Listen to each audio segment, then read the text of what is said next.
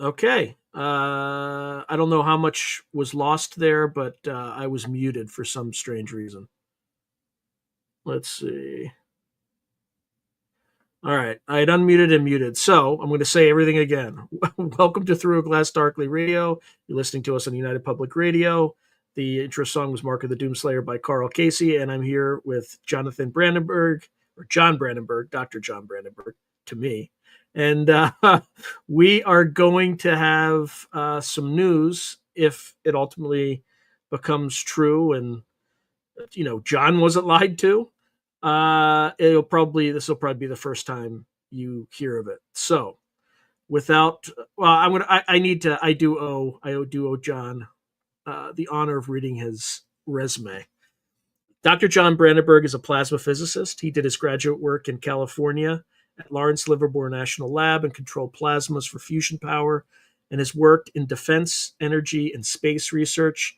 Dr. Brandenburg was also part of the Clementine mission to the moon, which discovered water at the moon's poles. However, the focus of Brandenburg's scientific career has been to complete the great effort of Einstein to unify the two long-range forces of nature, gravity and electromagnetism. John, welcome. Always a pleasure and honor to be on your show, Sean. How long was I talking before I had sound? Oh, I think about 2 minutes, and then I suddenly realized, oh my God, I can control whether he's muted or not. Oh, you muted me? No, okay. I didn't have you mute. I just turned on. I had muted myself because I got a phone call, so I had to I had to be on the phone with somebody, and so somehow it muted you too. I don't know. It's all very mysterious. Who knows? Because I was muted and I unmuted, and then I started talking, and then I looked down, I was muted again. What did you think of the new intro? Not the new intro, but I love it. I love it. Mark of the Doomslayer. No, not that intro. The countdown. The countdown. The new. Countdown. I like the countdown, and I like the owl. I like the owl. That's the owl that landed on my fence, right? Oh yeah, and it was also the constant companion of Athena in old ancient Athens. Where Athens is named after her, and she was a formidable woman, Athena. You didn't mess with her. All right. And you didn't mess with anyone she liked either. She liked Ulysses, and got him home safe. And she was something. Now, before there's actually a few items that we need to talk about. There's kind of the news I was obliquely referring to. There's also the movie, which we'll talk about as well.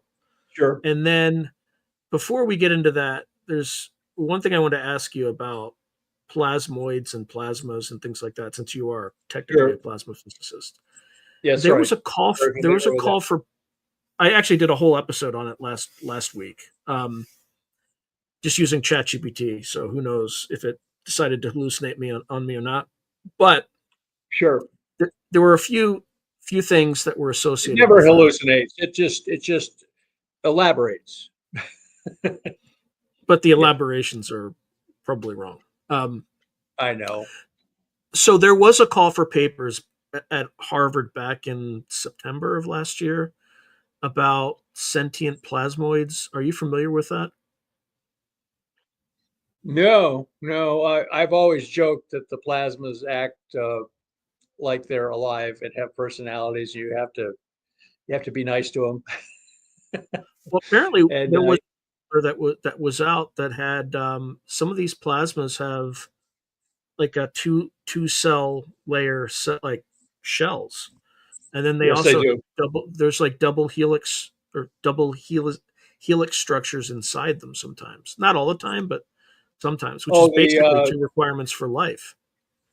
When I had trained to work on fusion energy, but at the time when I graduated, and I can show you the graphs that demonstrate this, Ronald Reagan had become president, Mhm. and he found that the worst fear of the Saudi Arabians was that we would develop fusion. And we were going great guns on it because Jimmy Carter, being a nuclear scientist by training, had really favored fusion energy.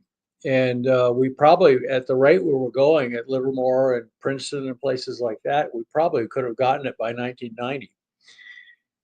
And what happened was we suddenly cut all the fusion funding, and then cut it down like to like one quarter of what it had been.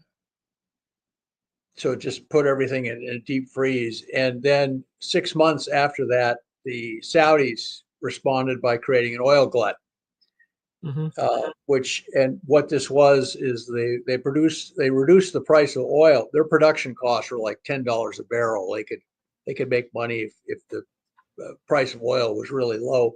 But the Russians were financing the Soviets were financing their entire communist empire on oil sales out of Siberia, where they had to sell their oil at $40 a barrel or they would lose money. And so uh, Ronald Reagan, in order to win the Cold War, traded away fusion energy, and that's my belief. And the Saudis responded by creating an oil glut for us and putting the Russians out of business. Suddenly, the Russians were not only fighting a losing war in Afghanistan, and they couldn't compete with the Star Wars defense initiative, but then they were getting notes from their bank saying they were overdrawn at the big bank account, and so this is what helped end the Cold War. Uh, with an abrupt suddenness. The other thing was probably we were we may have been confronted with an urgent threat from outer space that required a global alliance, and the Russians were even more afraid of the aliens than we were, and so they said, well, let's we got bigger fish to fry here than so they basically knuckled under, pulled out of Europe, and we helped them.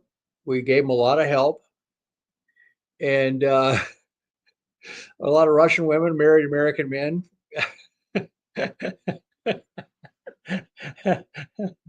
So it was kind of a happy ending. I mean, compared to how the Cold War could have ended, and so well, so we sacrificed fusion energy in order to win the Cold War, and now we have to play catch up on that, and the time has come to do that, and so that's what I'm working on now, primarily.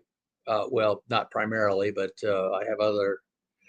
Uh, I'm trying to harness the power of the stars, not only in the laboratory with fusion, but also in Hollywood with movie stars, whom I hope to have lunch with at some point, especially two female ones in the movie project we're doing. I'll explore. We can explore that later. But in the meantime, the UFO cover up is starting to kind of come apart. More and more people are coming out of the background and talking. And yet you notice that even now that Congress has been briefed to some degree, they're not talking about it. Um, they're not talking about whether, and the reason is that the UFO cover up in its essentials is a chamber of horrors. We have, grotesque misbehavior by the aliens. We have grotesque violations of the Constitution by the U.S. government. We probably signed a secret treaty with one or more of the alien groups, and allowing them to kidnap our citizens and sexually molest them, basically. and to create hybrid beings. And the government doesn't want to talk about that. And they know that if they tell that to the public will not react very positively to this. That this is like a science fiction horror movie in its essentials, because not only are there animal mutilations, there are human mutilations they're covering up. Um, so the government wants to bring the public up to speed that we're not alone in the universe. The time has come to do that, and that there's life on other planets, and there's even intelligence on other planets. And we've been extremely fortunate, apparently, because we have all of the evidence for that on the planet Mars. We have apparently, the evidence for past life on Mars. I'll get into that. One of the biggest, I was the discoverer of the Mars ocean, by the way. And I have Texas bragging rights on it because I pronounced it as existing back in 1987. And they only have now gotten confirming evidence now. And then, so I have Texas bragging rights on discovery. So normally I never do something like this, but in this case, I have now, as taking my right as the discoverer of the ocean. Do you think they'll name it? Do you think they'll name it after you? The Brandenburg Ocean? Oh, I've already named it after myself. Like I said, this is something I would normally never do. But in this case, people have to understand that Cydonia, the Mars archaeology, was the chief clue as to past conditions on Mars, that Mars had to be past Earth-like, because it looks like primitive archaeology. It looks like Old Kingdom Egypt. So we have microbes on Mars now, as you would expect, even if there was a dramatic collapse of its climate from Have being they Earth-like. have they revealed that yet officially, or is that just? Oh, everybody acknowledges that Mars suffered some great cataclysm. Mars is next, Mars is next to the asteroid belt, so it's easy to imagine that the place was accident prone. What's going to be hard for them to discuss is the isotopes in the Mars atmosphere indicating a thermonuclear holocaust, not just a big asteroid plowing into the planet. But what we have is evidence for past life on Mars. In fact, that's why Mars is red. If you look at pictures of Earth, of the Sahara Desert or the Southwest, they're bright red. And it's because of the oxygen in their atmosphere, and plus the soil was exposed periodically a long time ago to water and oxygen, and that turns soil red. The iron in it goes into a high oxidation state, called hematite. And Mars is covered with hematite. And so that means Mars had an oxygen atmosphere in the past, which meant it had lots of massive biosphere producing oxygen, like on Earth. So, and then we've now found that in the Mars atmosphere, there's still oxygen. The fourth most abundant chemical or molecule in the Mars atmosphere is oxygen. And one JPL guy at a banquet told me about this, and he says, he was basically glancing around to make sure nobody was overhearing him. He says, "We consider this a great mystery," he says, "a great mystery." Well, the forbidden word at JPL.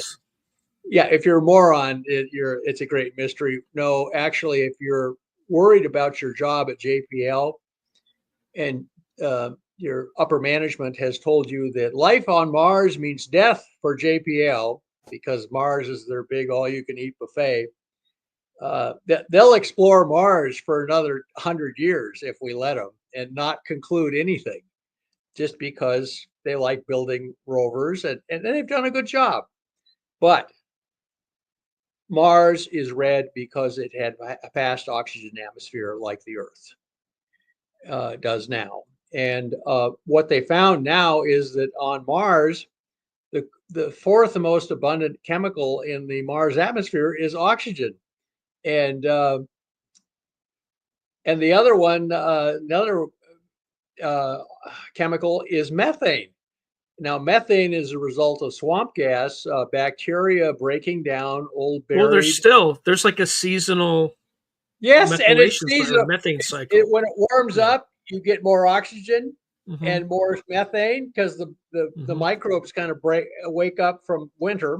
Mars Well, if has I'm a a JPL, I'm kind of scratching my head. It's a big mystery how that it's a happens. big mystery. What? Oh, it's Mystery. Well, the biggest that and that these people will say, oh, well, uh, sure, we have ways we can make oxygen in Mars atmosphere and explain this. And then they say, well, what about the methane? And they say, well, that's another mystery, but we have ways to explain that too. So they are covering up the fact that there's a biosphere on Mars right now, and it Mars has the same kind of equal uh, uh, axis tilt as the Earth, about 23 degrees. So it has seasons, and when the seasons are warm, it produces more oxygen and more methane. And then when the winter comes to that part of Mars, then that kind of shuts down. The bacteria go into hibernation. So it's just like on Earth. So we have abundant evidence for. They when we landed on Mars in 1976 and found evidence for life, they said, oh, that can't be life because there's no organic matter in the soil. Well, we now have several meteorites from Mars that show a lot of organic matter, and the rovers have found now complex organic matter buried on Mars. So all of that, all of those objections to the Mars Viking length experiments being explained by some weird, what they called weird chemistry in the soil, that's all gone now. There was life on Mars. There is still life on Mars. Now there is also archaeology, but the archaeology looks primitive. It doesn't look like any advanced culture at all. There's no airports, there's no freeways. What there are is fortified mesas with ramps leading down to the ground level around them. And these are all pretty much concentrated on the shores of this ancient ocean that used to be on Mars. So we have a perfect scientific case to say you could state it as a probability. You could say, well, there is a 90% probability that life began on Mars and continues to this day. And then there's about, I'd say, 80% probability that what looks like archaeology is in fact archaeology on Mars, meaning Mars, not only did Mars have life on it, but it had evolution leading to something that looked like us. And what's also interesting is the faces on the objects, the large carved faces and the pyramids. They built stuff that looks like us and looks like stuff that we built. And so they don't look like gray aliens. They don't look like lizard men. They don't have big fangs. They don't have horns coming out of their heads. No, they look like the carvings look like depictions of the Olmec heads in Old Mexico. So we are some lucky sons of guns, as it turns out, because we don't have to talk about the UFO problem in order to tell people, to get people 99% up to speed on the state of the universe. We just say there's life on other planets. Mars is an example. If there's life on Mars, there's life everywhere in the stars. If we have, and then we say the archaeology shows that intelligent life appeared on other planets. And by the way, the the archaeology looks like it dates from extremely long time ago, long before the dinosaurs on Earth. So this means that they're, the human form may be kind of universal, um, just like um, just like the wheel. I mean, if you want a technological species with nice hands that walks on, it's got 4 legs and walks on 2 of them and uses the others to make tools and wield them and weapons and things like this, then that, it just means parallel evolution. That's my own explanation. It's also possible that we come from Mars. It's very possible. I don't know. What we have to do is go up there now and find out what happened on Mars so it doesn't Well, happen here. I'm not saying that's the theory, but here are some data points that Sure. support the theory. Number one, our biorhythms are close to Earth's, but they're Yes. uniquely attuned to Mars. So in terms of They like are a they are 23 Martian biorhythms. The They are. second thing is the moon is unique, let's just say, in It terms is of it is stabilizing its it is rotation. unique. Yes. And then the third piece, and again, remote viewing's not always right. There's the remote viewing by McMonagle that Yeah, says that Martian civilization was dying. They were looking at an unstable planet that they were trying to flee to. So I'm not saying that's what it is, but it's and certainly by a the way, possibility. every possibility is on the table as far as I'm concerned.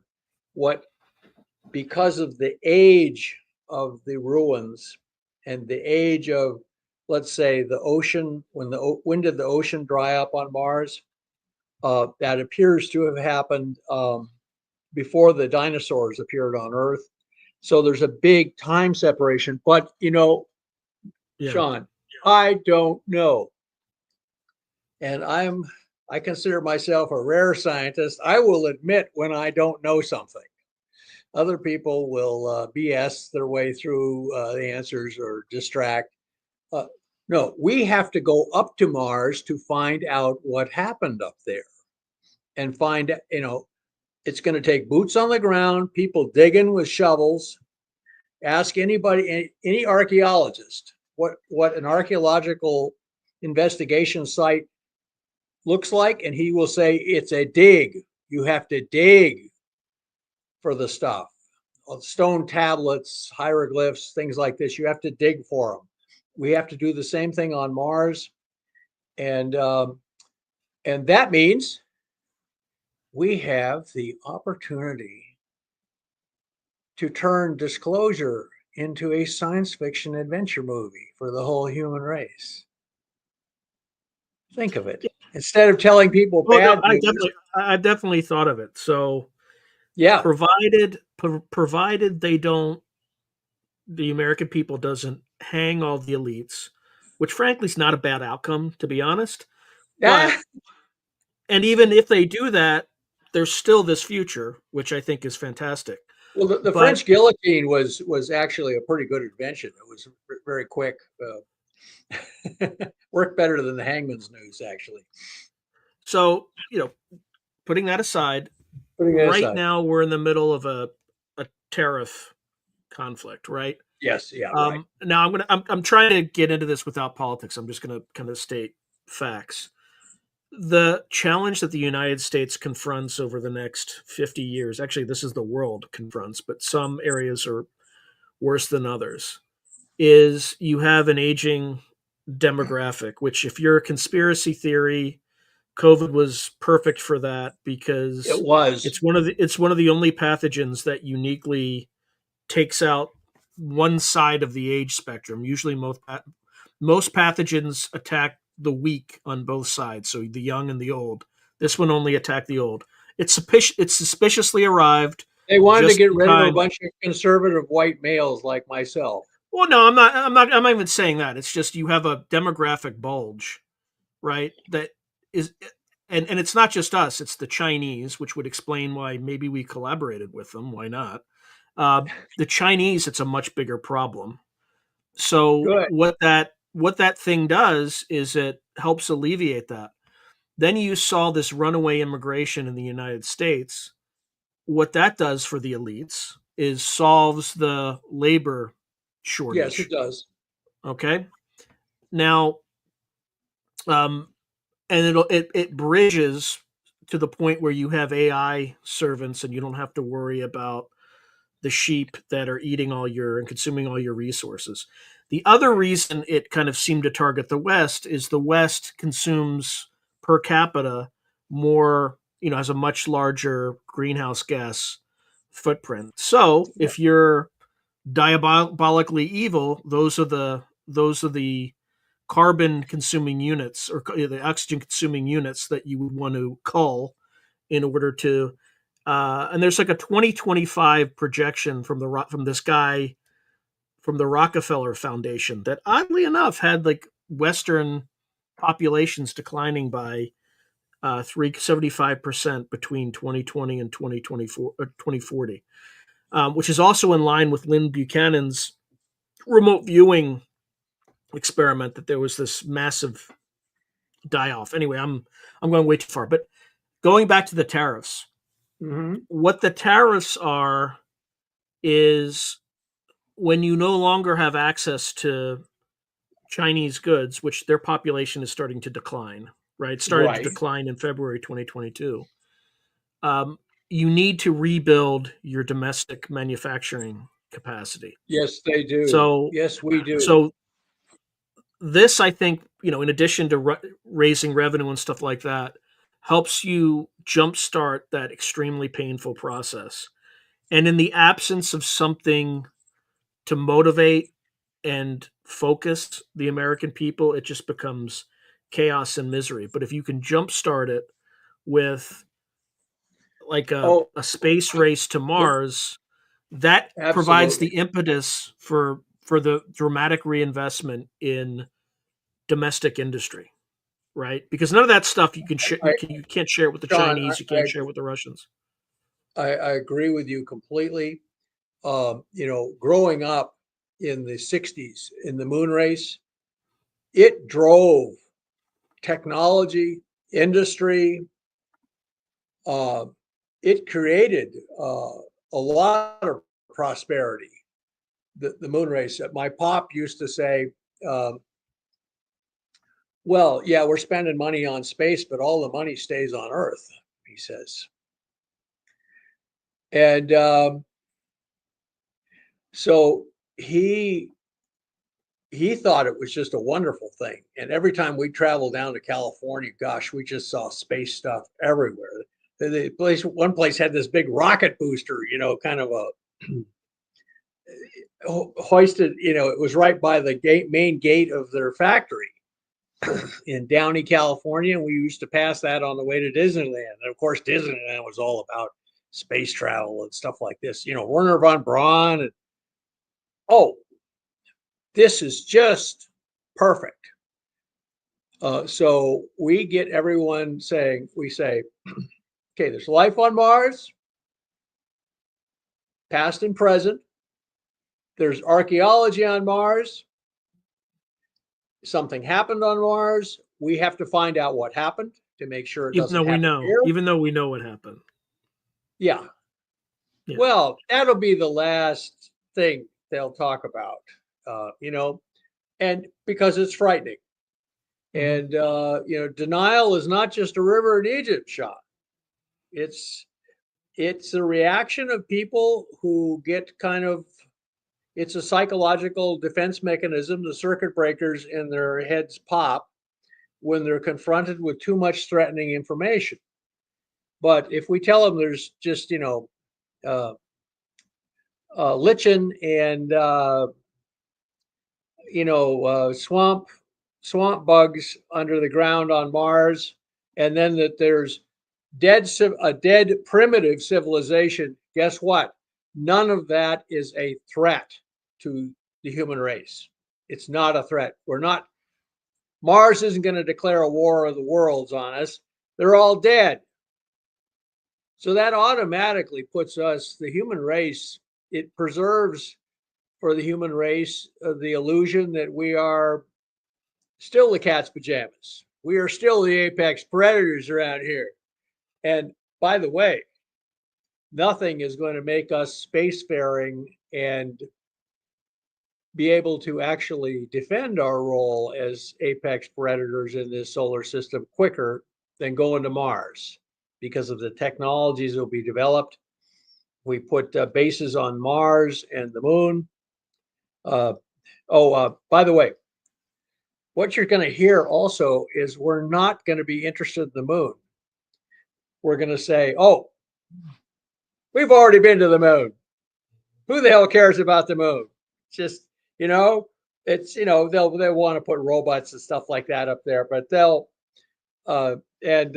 person who I couldn't understand why Musk wanted to go straight for Mars and not test out his stuff on the moon, which is only 2 days away.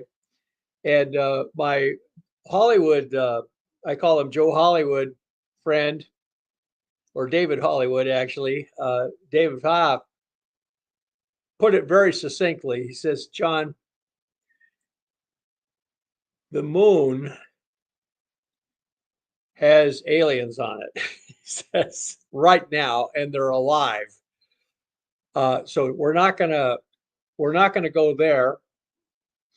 We'll basically let them know that they've worn out their welcome up there. But we're going to go straight to Mars and investigate the archaeology on Mars because that's a primitive civilization and not threatening. What's to say that they don't have bases there? I mean, didn't the Russians or the Soviets run into something on Phobos? Well, let's take a big picture approach here. The Big Picture was one of my favorite shows as a kid. On Sunday afternoons, this military guy would sit behind a desk, give us the big picture. It was the U.S. Army propaganda show. And so anyway, the big picture is that Earth apparently is a strategic planet. We're right in the center of, if you look up on the web maps of the stars, star maps, pretend you're above the galaxy and looking down at it, at the disk of the galaxy, you'll see that the Earth is in the center of what's called a local bubble. It's almost dead center. We're surrounded about 100 light years out by a wall of stars. That means we are in the center of some kind of neutral zone. We are strategic. We're like the Luxembourg of the galaxy, or the Israel for that matter, commanding the land bridge between Africa and Eurasia. So Earth is strategic. So therefore, you want to have bases near Earth if you want to watch the humans and watch how far they're progressing. And not all of those people are hostile to us at all. I think, it looks, according to the reports I've heard, most of our neighbors kind of find us interesting. Some of them just want to study us like bugs in a petri dish. But others, these Pleiadians people, are basically just humans. They can have children with humans, and don't ask me to. I'm only a theoretical physicist. Don't ask me to explain how that happened. But when I was in Washington, D.C., I was told by someone who I know was a well-respected professional there that there are people on Earth who look and act just like regular human beings, but they're not from here. And the government was worried about them because they were getting security clearances. And they, believe it or not, this is almost like a science fiction comedy movie. This guy said, people talk to me, and I was a kind of go-to character because of my Mars work. And they said, do you have any ideas as to how we could tell these people? This was like the 90s, early 90s. And I said, yeah, canine units, like in Terminator. They'd be able to sniff out somebody from the Pleiades. But these people were not, they weren't considered even hostile, or at worst, their intentions were unknown. But there are many accounts of people who look and act just like us, with nice shiny spaceships, and they tend to treat human beings very nicely, and they say they're our friends. Now, of course, since they look like human beings, we should never trust them completely. I'm sure they have their own agenda. But one of their agendas is to recruit us as allies. Sean, they may be short of infantry, and they're looking for volunteers. and and then we have the example of Mars, where the faces depicted on these, at least two of these statues, or maybe even three, look very human. They don't look like grays. They don't look like lizard men. They don't look like praying mantises. They look just like us. And this makes it very easy to ask the question, well, are they us? Did we come from Mars? Now, let me put it this way: the cells themselves run on a biological clock, and that could have been determined on Mars, with a slightly, day that's about 20 minutes different. And that could have served, we could have had meteorites from Mars that started life on Earth. Once Mars had a head start on us, it assembled more quickly because it was smaller, cooled off more quickly, had life abundant biosphere, and some of the meteorites from Mars came here and seeded Earth. And that happened at just a microbial level and has been retained. The biological clock of Mars has been retained. Or it could, it could be they built spaceships and came here. Everything is on the table right now. We have to go up there and find out what happened. It looks like there was a thermonuclear holocaust. We have to find out, did the people on Mars know who did this? Did they perhaps have an argument over a parking spot with them or something like that? And so that's, but here's the thing, one, the government's going to announce with high probability, they'll probably just attach a high probability to it, like 90, 95%, that there was life on Mars, there is life now. And then they'll finally say, oh, yes, and we found archaeology on Mars from a primitive civilization that was humanoid. And these two things are very non-threatening. They're fascinating. And then they'll say, number three, we have to go up to, we have to have a crash program to put Americans on Mars, and whoever else wants to pay their ticket up there, and to find out exactly what happened up there. And what were these people like? Are they our ancestors, et cetera, et cetera? We have to go do that immediately with an Apollo-like moon race. And guess who is preparing to do that? It's Elon Musk.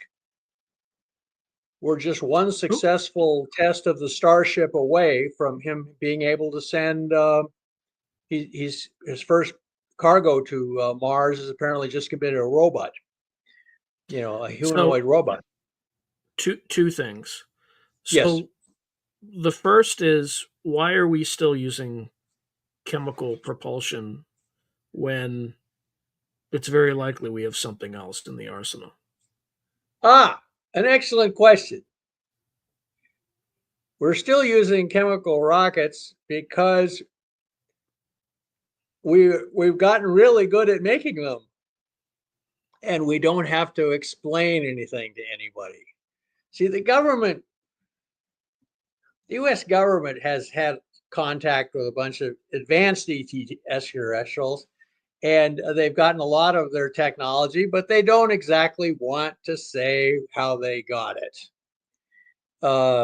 Let's say, oh, there are two versions they can give. Oh, we paid this guy Hans Kammler of the SS. We gave him a plane ticket to Argentina, and he gave And us he the he, he final. rose to fame because he was able to dramatically improve the efficiency of the concentration camps. Oh, I know he was Mhm. well, and the anti-gravity program that he was running, um, just abominable conditions. They were heating liquid mercury with these electromagnetic fields in these tunnels. So all of the people who worked on it got mercury poisoning. They became mad as hatters.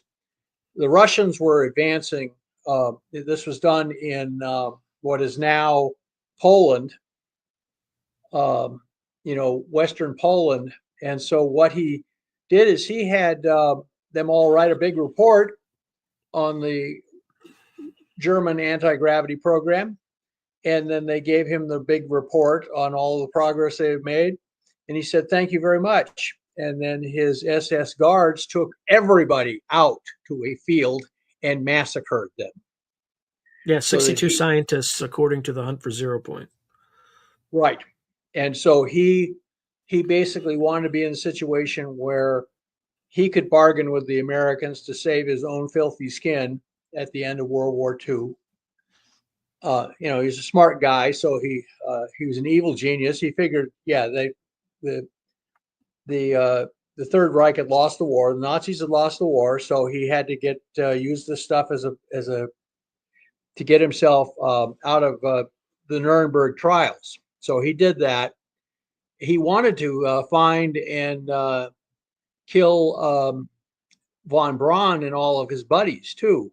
And von Braun found out about it. And that's why von Braun arranged to escape to the West with all of his friends, and ended up as part of Operation Paperclip. But there was a secret part of our Operation Paperclip apparently involving Okay, Hans all right, Campbell. So that's all okay. right. So That's one. let me summarize in the most brutal and direct way possible. Yeah. We're not using the most efficient, most No. effective method because our elites are afraid of being lynched deservedly. Well, let's Correct? just say they will have to appear in front of Congress and under oath, and they'll have to say, "Oh, mistakes were made." And Mm-hmm. by the way, the other story they're going to give is, "Oh, well, there were these people from other star systems, and we shot down their ships." And Okay. and those So people will say, so they don't want to tell the public either one of those stories. What they want to do is they say, for some sheet metal and liquid oxygen and liquefied natural gas, which is this methane, we can go to Mars. We don't need this fancy technology. And then they'll say, well, why don't we develop nuclear propulsion? And they say, why? Just we can get there with sheet metal, liquid oxygen, and liquid methane. We don't need to invent anything else. And that's the basis for a crash program. And you can say, well, we'll get better at this later. And we'll ask, mhm. using what? And they'll say, better sheet metal. All right, that was the first question. The second Yeah. question is, why do you think disclosure is coming on this specific topic now? Did somebody clue you in on it? Um, let me answer that the best I can. Um, I have been telling the US government, who's been constantly talking to me, about stuff like this in one way or Mhm. another. I've been telling the US government to do this for the past 30 years. And now they apparently, there was a, there was a session in the Oval Office and they asked Trump about UFOs and UAPs. And his answer was, how about this planet Mars? Elon Musk is going there. That was his answer. You ask him UFOs, UAPs, he responds to planet Mars. Now, the new head of NASA, who's being confirmed, or he went through his confirmation hearings, I think it was yesterday or the day before yesterday on Friday, Jared Isaacson. He's been in space 4 times as a private astronaut. And he announced at the meeting, at his confirmation, he says, it is the stated goal of the US government to put Americans on Mars as rapidly as possible. So we are going to Mars. And if we're going to Mars, we're on collision course with life and intelligence, but in a very non-threatening, this is called the route of soft disclosure. And so we're on the route for soft disclosure. And then if somebody asks you, well, what about these people who claim they're abducted? There's all these animal mutilations and human mutilations, and they will just simply say, oh, I'm not at liberty to discuss those investigations. Those are ongoing investigations, but we know we're going to Mars. There. Oh, I don't think they'll say that. They'll just say conspiracy theory. That's wackadoodle stuff. That's right. That's right, Sean. They'll tell us that those are conspiracy theories. What's his name? Jim Greer? Oh God, why am I not? It's not Jim Yeah. Greer, but it's Greer. Yeah. Yeah. Anyway, Greer has already. I had lunch with him one day, and I asked him. I said, "Well, what you keep saying all these aliens are here to help us, and what about all the animal mutilations and the human mutilations that they cover up, and then um, the abductions and things like that?" He says, "Oh, that's all just government disinformation." Oh, it's Stephen Greer. I don't know why I blanked on Stephen that. Greer, yeah, for some reason. Well, I know, yeah. I I knew a very attractive woman in high school named Greer. So that's who I always think of whenever I think of that. So I think her name was Pamela. And but anyway, Wait, so isn't Pam Greer like a Hollywood actress? that's right. That was another Pamela Greer. She was and she had a nice career in Hollywood. And yeah. Yeah, she was in Jackie Brown. Yeah. Oh, I remember Jackie Brown. Yes. That Pam Grier, and yeah, I think the girl I knew in high school, I was too shy It's a to ask different her. Pam Grier. It was a different Grier, but last name spelled in the same way. So whenever anybody asks me about, whenever I go fishing for names, I always fasten on one of those 2 women. And so I think it's Jim Greer. So anyway, Jim Greer's already got a ready answer that you have nothing to worry about. There's no monsters under the bed. Everything's fine. And not only that, the only thing the government is covering up is the fact that you won't have to pay electric bills in the future because of 0 point energy, which is, as a physicist, I regard that as a big fish story. Well, actually, if you want to know what according to Andrei Sakharov, what 0 point energy looks like. It looks like a black hole being fed stray animals and whatever else, other junk around the house. And as it falls into the black hole, it spaghettifies and turns really hot. And some of it squirts out, and you capture that in a plasma generator. And that's so that's 0 point energy. And if you, because gravity is a 0 point force. And so everything is fine until the black hole breaks loose of its control system and starts to devour the planet. So this is not something you'd like to do in your backyard, and you wouldn't want to power your house from the basement 0 point generator, according to Sakharov. No, you would want to get as far away from it as possible. I mean, is And it's just based on some principle of like pairing the centripetal with the centrifugal forces, just counter rotating and that kind of. It's like well, Poderikov or whatever his name is, the superconducting guy who saw a 2% weight loss oh accidentally yeah, well, I using mean, superconductors. you can do that without even superconductors. I have actually presented papers. What was interesting was we discovered that effect about 25 years ago. And we were told that the government did not want us to talk about it. We found out that the people who funded us in that research actually worked for the agency, the CIA, as stringers. And they basically told us, Dr. Brandenburg, would be more comfortable if you just didn't talk about the results of your experiments. So this is like implosion device physics, basically, something like that. Well, to get real 0 point, to make it into a power source, you have to have a black hole that does irreversible, once something falls in a black hole, it's gone. Mm-hmm. So you never get it back. So you have to do kind of an irreversible thing from the second law of thermodynamics to get energy out. That's the price you have to pay.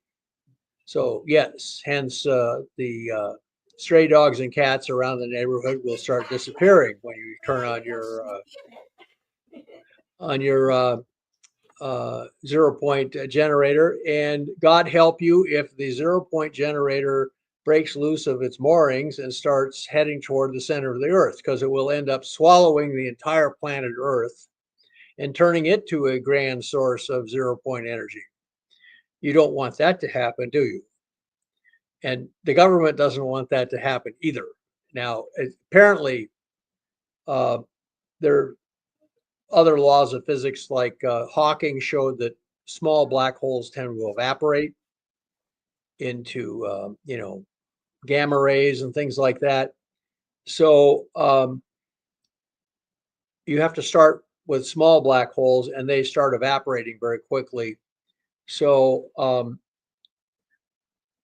what you have to do is look out in the universe for evidence of 0 point energy being released. And they have found, according to the following the Sakharov models of what a 0 point generator would look like with a big black hole, they found the brightest supernova ever seen. And it wasn't like a normal supernova at all.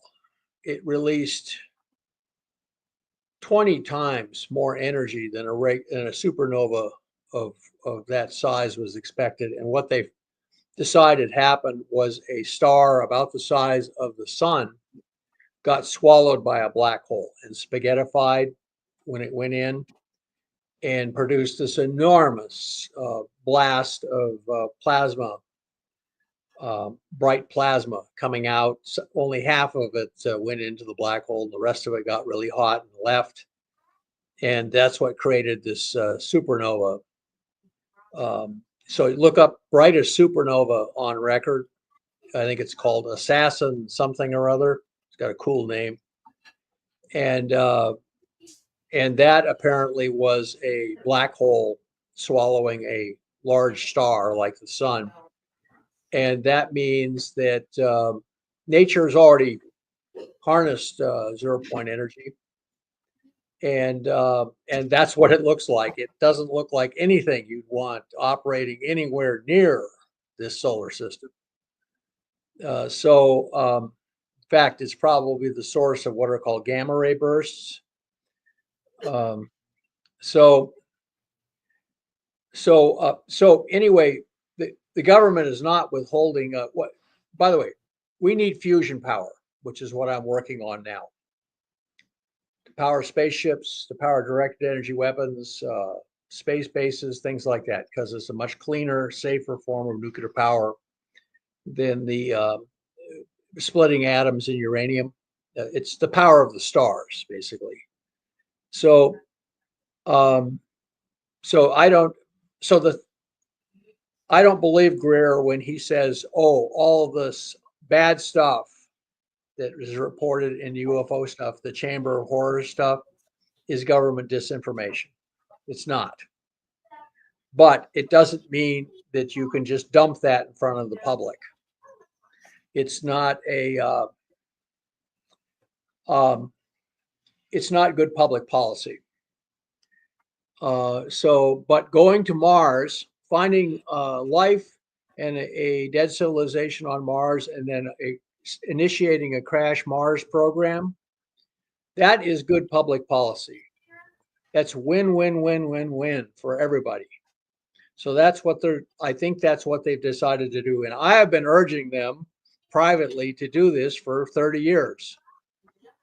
So Mac's asking, like, yes, this disclosure. Yeah. So when you say imminent, what does that mean? Does that mean we're going to see something in the next 10 years, or is this going to be this year? I think we will see an announcement of a high probability that life existed on Mars, and life exists now. I think we will. That's the first thing that you will see, and then they will. Here's what has happened. Our science about Mars has reached a critical mass, Mac. And your question is a good one. What we found out that the conditions on Earth, on early Earth and early Mars, were identical. Now, if you're going to be a scientist, you don't want anything miraculous happening on Earth. So that means we don't know exactly the details of how life originated on Earth. The details are not even important. All we know is that life on Earth started as soon as there was like a liquid ocean, there was life. And we know that Mars probably had a head start on the Earth and had conditions identical to Earth with an ocean and everything. So what that means is there is no scientific reason why you shouldn't have had life on Mars. Mars had a magnetic field when it was young. It had liquid ocean. It had a dense atmosphere. It had warm temperatures, just like Earth. Conditions on Mars and Earth were almost identical to each other. And you're going to tell me that life began on Earth under those conditions, but didn't begin on Mars? That's no. Your scientific deduction should be no. Life began on Mars also, under those same conditions, because life is a natural process. I call this anyway. So, and then we also know that evolution, once you have life on a planet like Earth, that evolution, Darwin, that should proceed to make more and more advanced life, leading eventually to archaeology, which is the other big shoe. But the first shoe that drops is life on Mars, past and present. The second shoe is archaeology, that we've identified what looks like archaeology on Mars. And they're photographing Mars so heavily now. There's all this stuff showing up.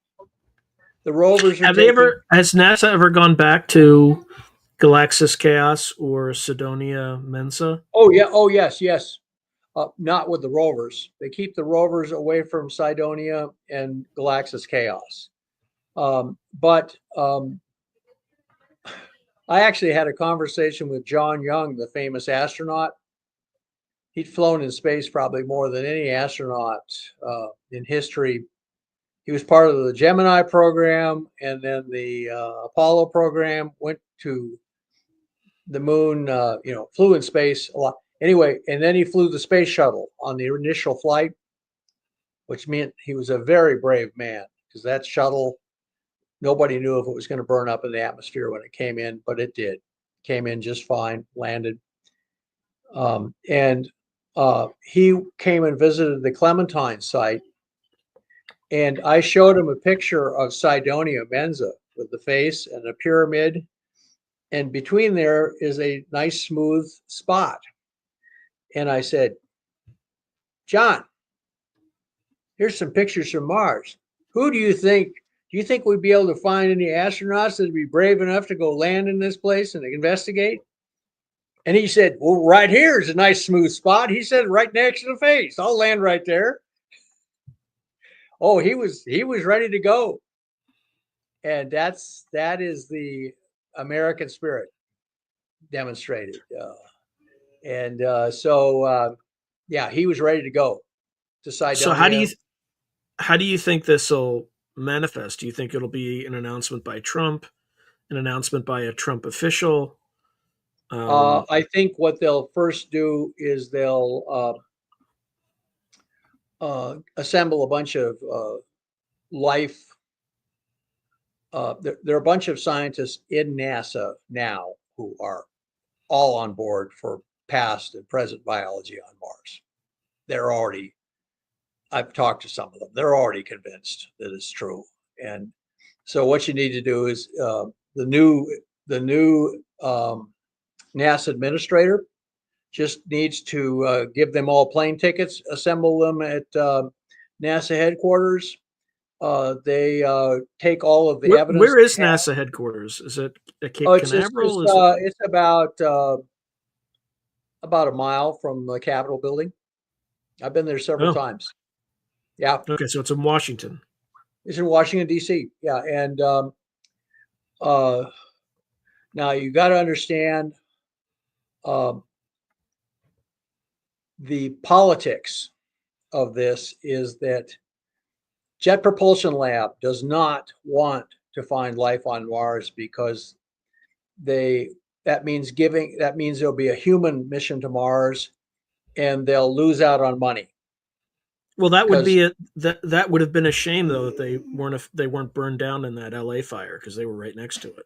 It's a shame. It's a pity.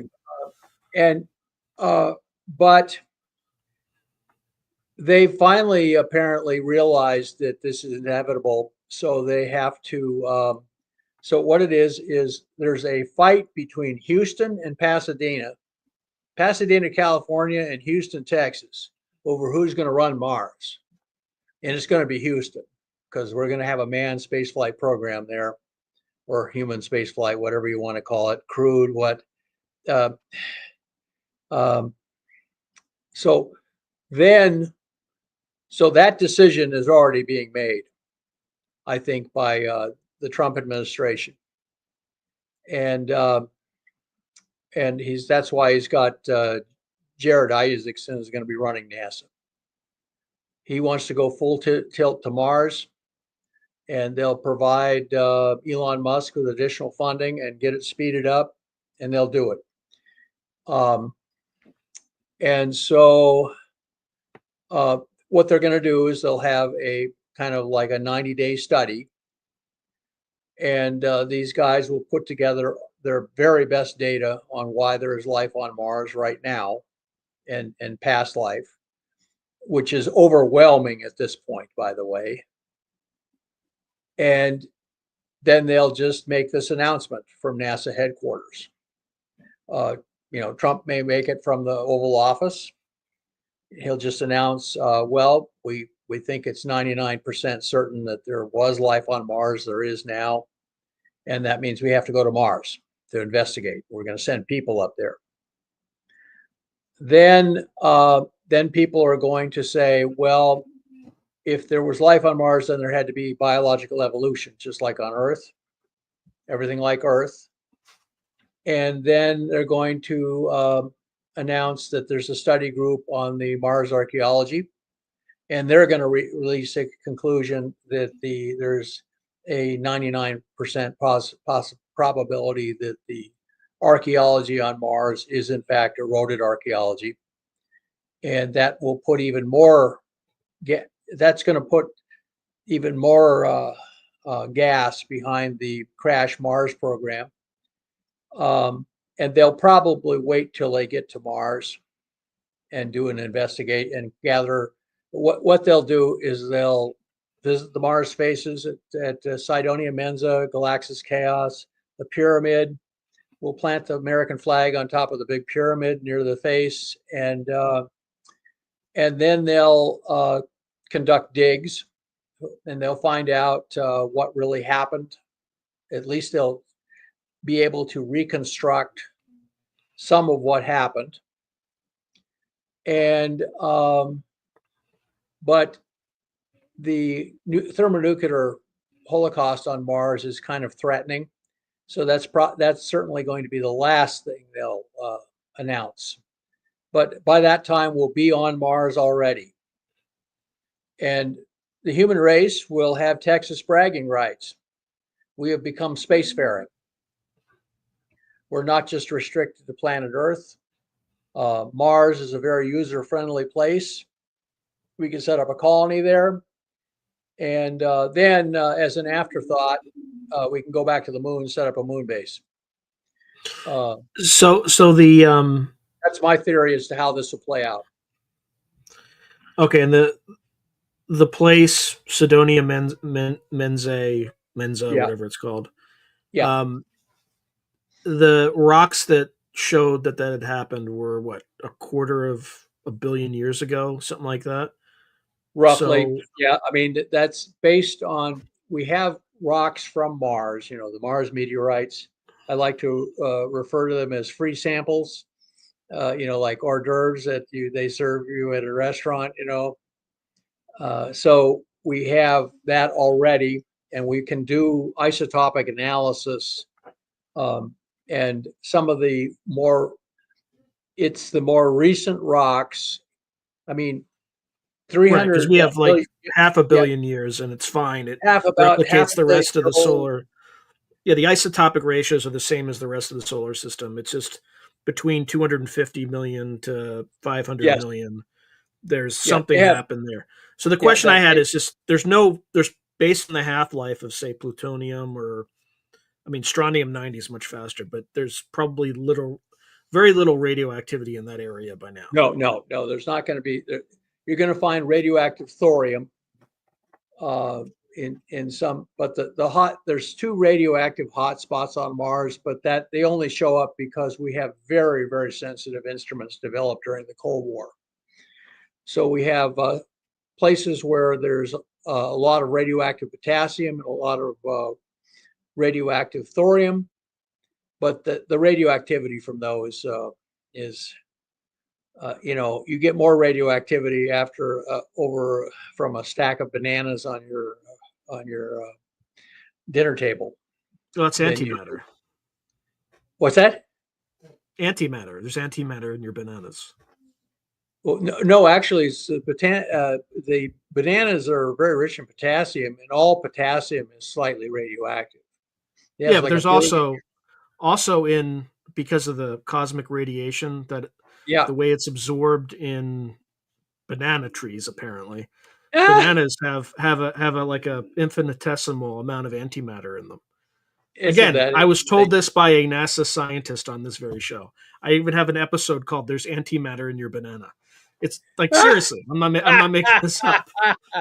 Well, the thing is the antimatter is what you call positrons, which are positive electrons, and those when they combine with a regular electron, antimatter just doesn't hang around for very long. It runs into some real matter, and so that's I'll have to look into that.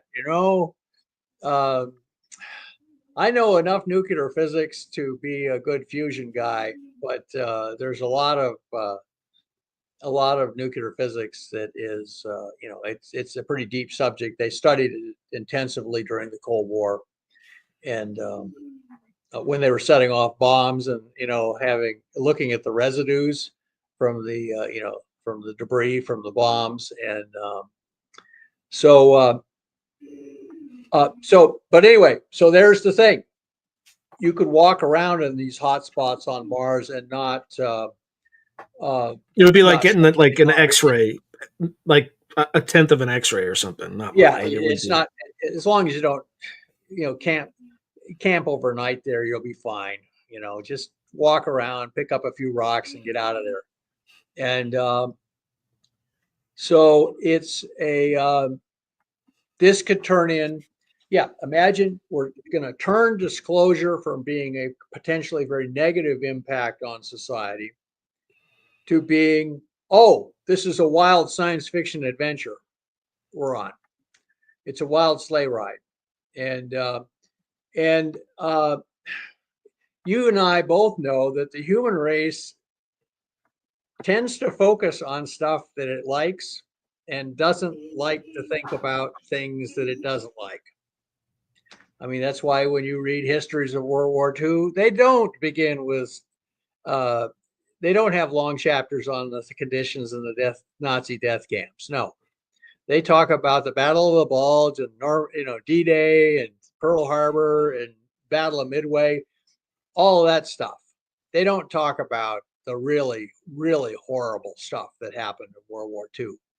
So human race, because we are programmed to be survivors. And what that means is the human mind is optimized to focus on the positive and be a bunch of optimists and kind of neglect negative stuff. They just do. I mean, that's the way the human race works mentally, and there's good reasons for that in terms of psychological survival. If you're a caveman living in a cave, and you kill a mastodon, and you're all having mastodon steaks, you consider that this is life is good. And that's the way people are. They tend to be optimists. Imagine being a pessimist as a caveman. You probably wouldn't live long. You'd make bad choices. And, I'm sure my ancestors, if they found an ice cave during the Ice Age, and then a cave bear, another creature that liked to live in caves during the Ice Age, had showed up at their front door, they all just grabbed their spears and clubs and said, well, we're going to eat well tonight. The cave bear thinks he's going to eat well tonight, but it's actually going to be different. We're going to eat well tonight. Get some spices out for bear steaks, and that would be their attitude. And that's an attitude of survivors in rough situations. They tend to look on the bright side and live day to day. They don't worry about the big picture. People worry about the big picture. If you're living in a cave in the Ice Age, you probably get killed by the next saber-toothed tiger, So I think this will work because as the heroine, I wrote a science fiction novel about it's called Morningstar Pass, the collapse of the UFO cover-up, and it's going to be made into a movie, and it's science fiction. Back to where one of version of the screenplay I've seen is that it's posted as kind of an alternative history, and it's got two gorgeous women news anchors bringing down the UFO cover-up, and then a bunch of special forces people in the cover-up decide to help them because they want the cover-up to end too. They're tired of carrying water for a bunch of academics at the top of the program, and so I wrote the novel to kind of be able to wrap my head around the whole situation. And the heroine the chief heroine says at one point to somebody, she says, the UFO cover-up has lasted so long because it's very easy to keep secrets that nobody wants to know. They don't want, I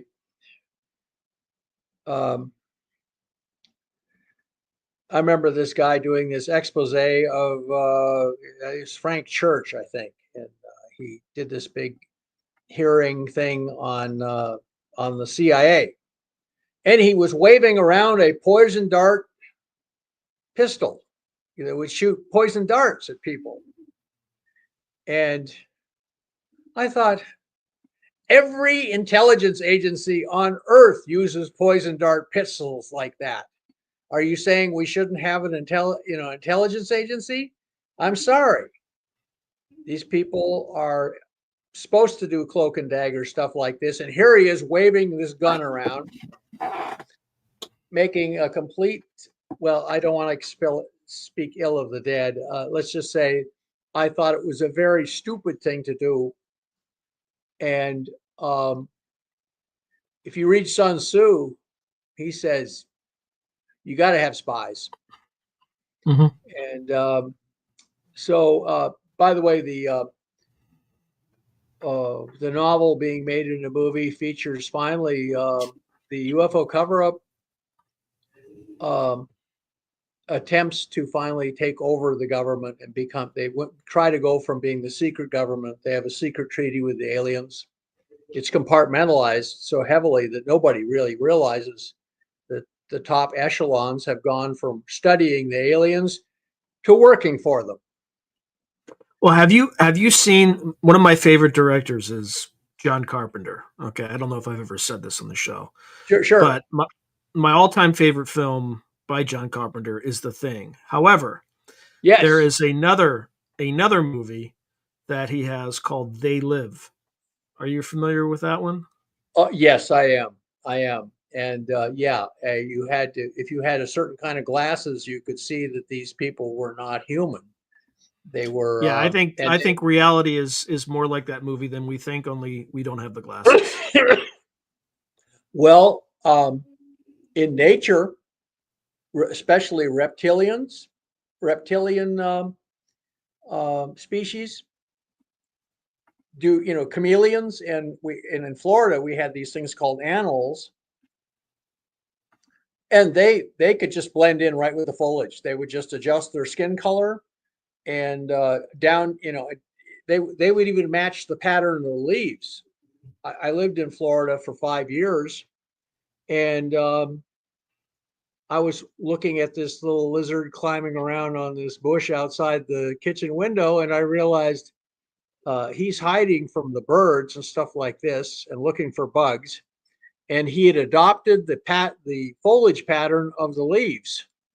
I mean, I'd never heard that I thought the only chameleons were in Africa, or I think it's in Africa. But no, these lizards, they didn't look as fancy as the African chameleons, and but they were masters at disguising themselves. And so the idea that you just kind of extrapolate that to aliens down here who don't come out during the day, they just walk around at night, and they just basically adopt active camouflage to look like human beings. And so that's not an unreasonable thing. Reptiles are also, the sight of reptiles will often make smaller mammals go into a petrified, kind of paralyzed state, almost as if they're hypnotized. I watched this. I knew this guy in high school, or he and I graduated from high school about the same time, and he was a friend of my brother's. And he kept pet pythons. And I remember him dropping a rat into a cage with this python. The python just became very motionless. And the rat was looking around like rats do, trying to figure out where the food was. And then suddenly recognized that it was only 3 inches away from the mouth of this python. And that rat was petrified. It looked like it was hypnotized by and finally the boa constrictor just lunged at it, wrapped its coils around it, and the was inside the python within about 30 seconds. So active camouflage by reptile on Earth is very well known, and the fact that just the sight of reptilians, large reptiles, will cause certain mammals to go into almost a catatonic state. We don't know what's going on. Is the python actually sending psychic signals to the rat to make it, mesmerized? I don't know. Neither the rat or the python would talk much about the incident afterwards. So these are things commonly observed in nature. All we have to do is extrapolate that certain species out there in the cosmos have, managed to make these improve upon these things. One of the smartest creature in the ocean is the octopus, and it indulges in active camouflage all the time. And what's also interesting, it doesn't have red-based blood. Its blood it's copper, is, right? it's copper-based, and it's bright blue when it's full of oxygen, and it's colorless when it doesn't have any oxygen. If it's dead, the blood turns colorless. And as it turns out, the reported grays have the same kind of blood chemistry. They have blue blood. They're the ultimate blue bloods that the British keep talking about. When they're alive, they have blue blood, and then when they're dead, especially in a crash or something, they have colorless blood. And so, but as it turned, here's an interesting thing: the grays, they have copper-based blood. Copper is not as efficient at carrying oxygen as iron is. Iron loves oxygen, whereas copper's affinity for oxygen is not as great. So red-blooded creatures, like almost every land animal on Earth, has red blood. You only find blue blood in tarantulas, scorpions, and a lot of sea creatures because it's well adapted to low oxygen environments. But what's interesting is the gray alien species may, in fact, be a very poor. They're trying to colonize a planet full of red-blooded intelligent beings, and they've got blue blood, and this puts them at an immediate disadvantage because red blood just carries oxygen a lot better. And if the reason you would want blue blood is if you're living in a lot of caves with low oxygen, it turns out it functions better in low oxygen environments than red blood. So imagine the movie, the German movie Das Boot. If it had a crew of gray aliens, they wouldn't have been bothered at all by the fact that oxygen levels got low. They'd be fine. And kind of applies to space too, right? It does. It applies to space. Mm-hmm. So if you come from a planet with lower oxygen levels than Earth, for some reason, or if that's just your heritage, there are two types of animals that moved out of the ocean to form land animals, and the earliest ones were crabs. The largest invertebrate that lives on land is the coconut crab. Its pincers are so powerful they can actually nip your finger off, and they're about some of them are like a foot across their main shell. They're also very good eating, as it turns out, like most crabs. So, but so naturally crabs would climb out on the beach and finally just live in the jungle. And in fact, it's possible for if you throw a coconut crab into a bucket of seawater, it will literally drown. It is so well adapted to living on land, it will drown, and it has blue blood. So, but the other branch of biology that then invaded the land was fish, vertebrates. They turned their fins into legs and managed to get on shore and live in the tidelands, and then evolution enabled them to finally become kind of salamander-like creatures, looked like lizards, but they had porous skin, and then finally you ended up with reptiles that could go live in the desert, far away from the ocean. And of course, that led to the dinosaurs, who were a very successful bunch. So we have an enormous amount of our own biological history that's kind of hidden from us. And we may be, in some of these alien types, we may be confronting, alternative choices that nature could have made on Earth. But here's the really interesting thing. This is what I've heard. I mean, and I can't tell you this is scientific data because I just heard this. These are reports, and we all know, your military background. I'm a military history buff. Half the reports you get in a zone of conflict are either partly or fully wrong.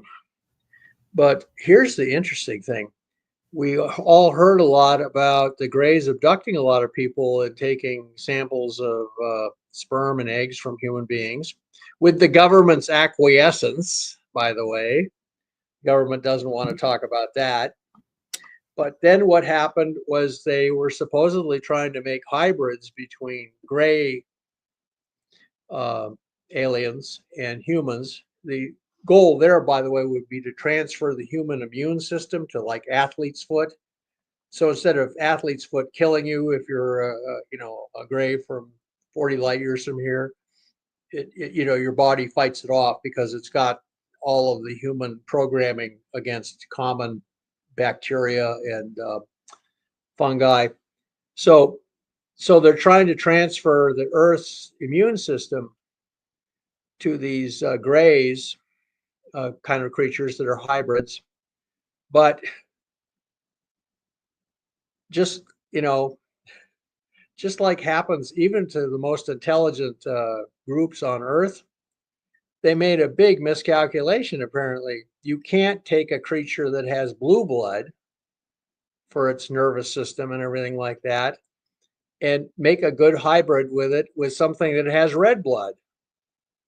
The two blood chemistries interfere with each other, but the best you can do is have a heart system that's like, instead of having 2 chambers, it's got 4 chambers, and 2 of the chambers pump the blue blood for the spinal cord and brain, and the rest of the other side of the heart,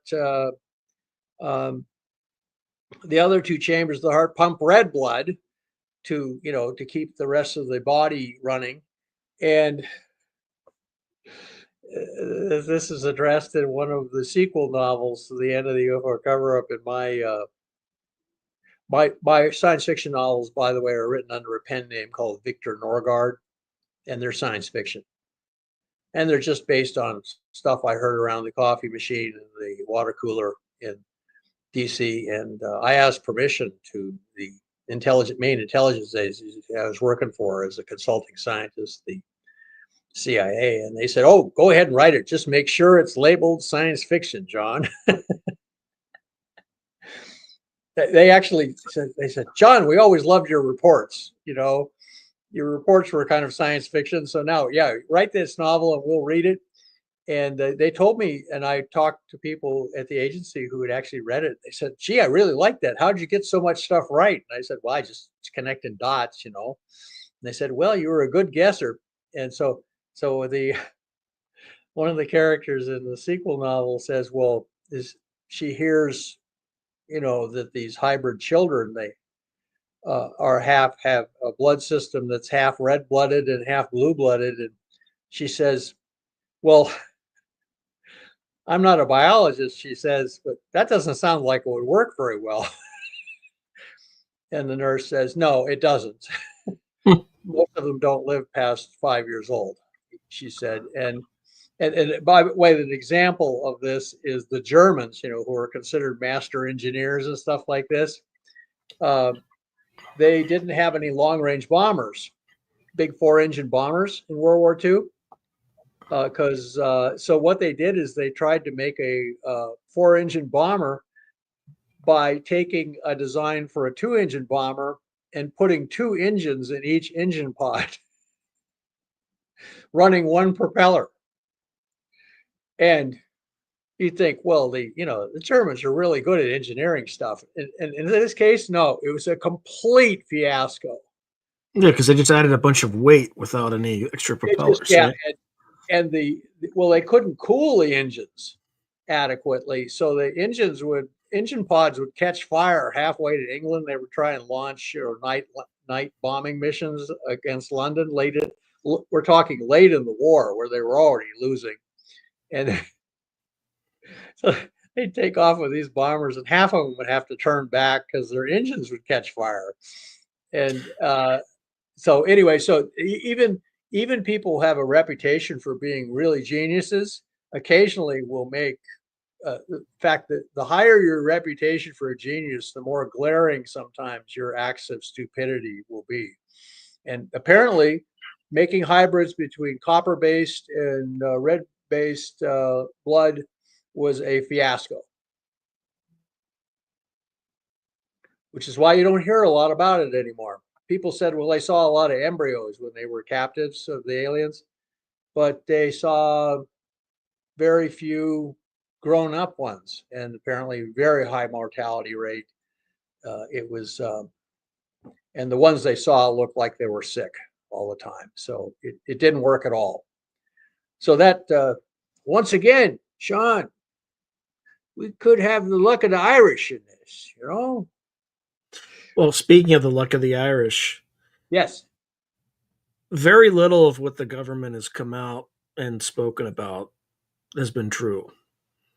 So when they Oh, I'm shocked to hear you say such a thing.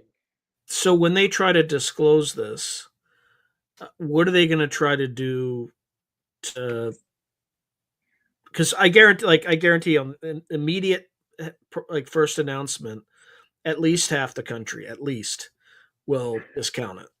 So like what I Oh, mean, like they'll even I'll give you an example. So somebody had asked you a question earlier about the first act of the Trump administration on the drone issue was to lie about it.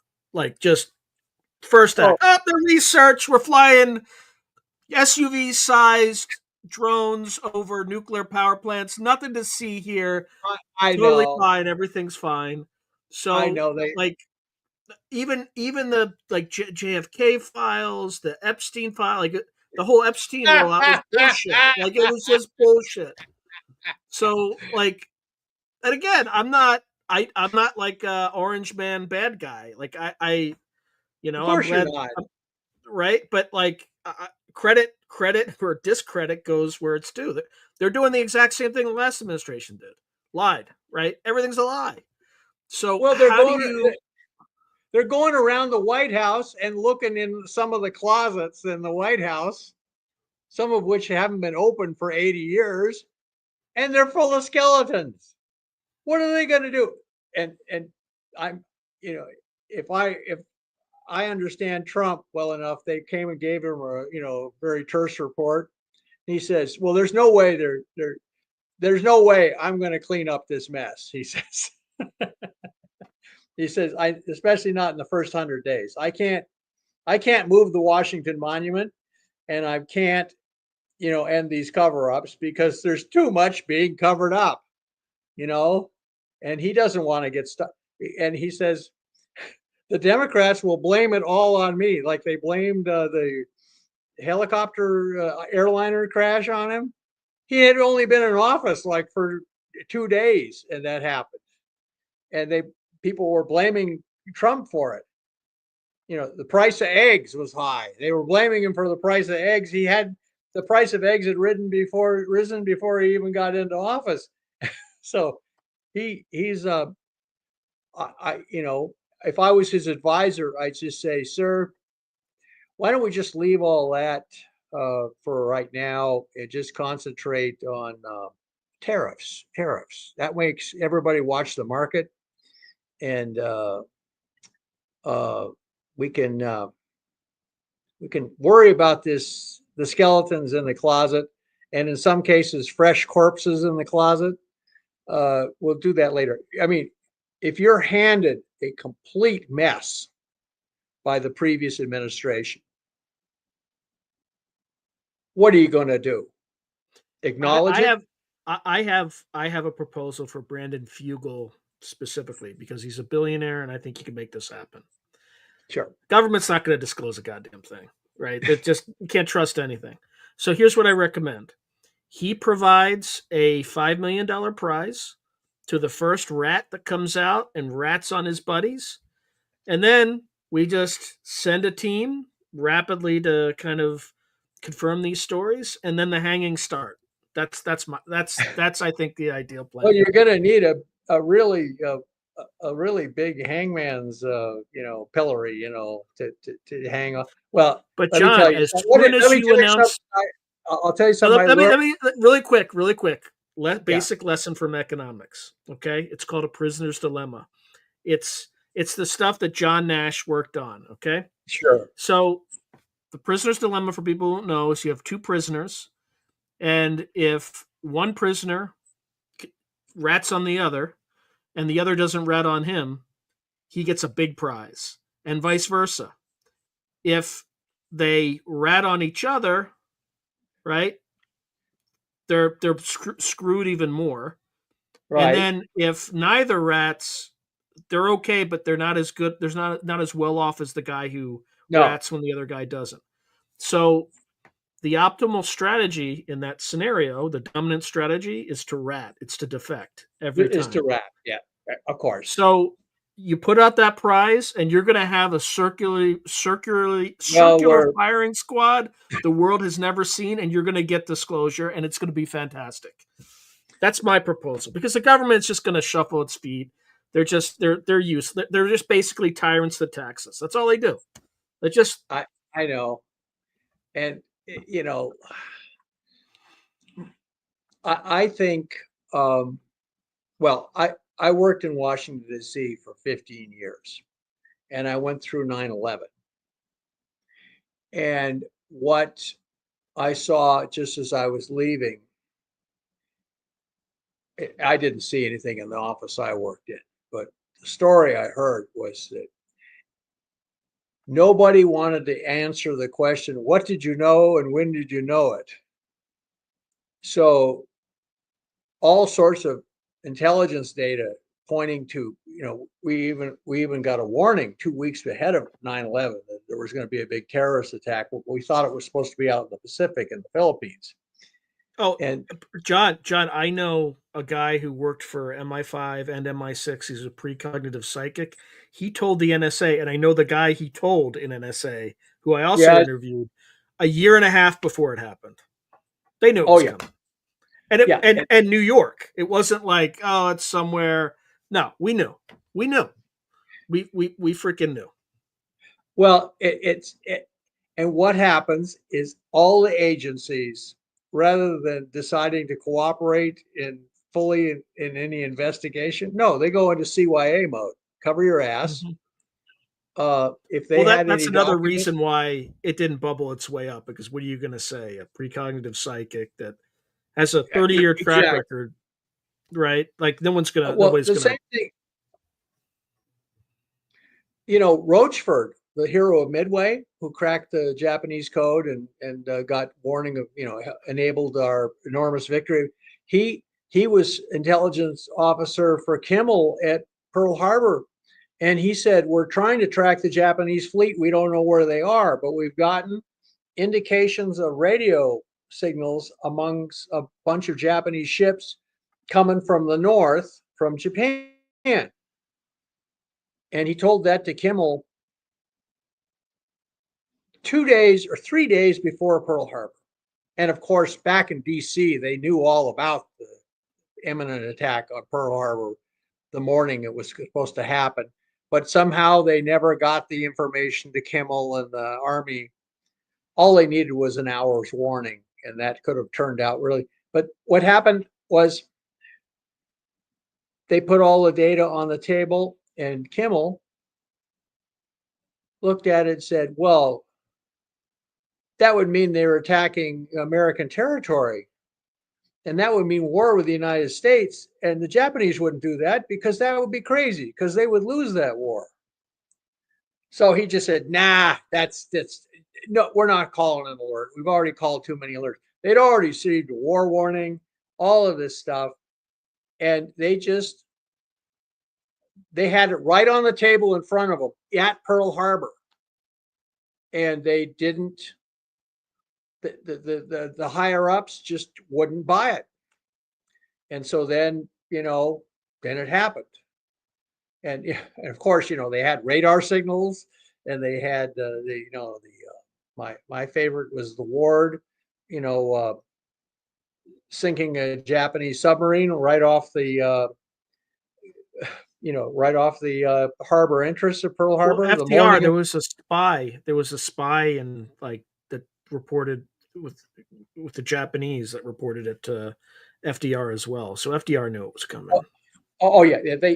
So a lot of people knew about it as a possibility, but the Japanese were flooding the airwaves with all sorts of weird ideas, like attacking the Panama Canal, attacking the Philippines, and attacking Guam, stuff like this. And so they deliberately put out as much disinformation as possible. They were following Sun Tzu, keep your enemy guessing.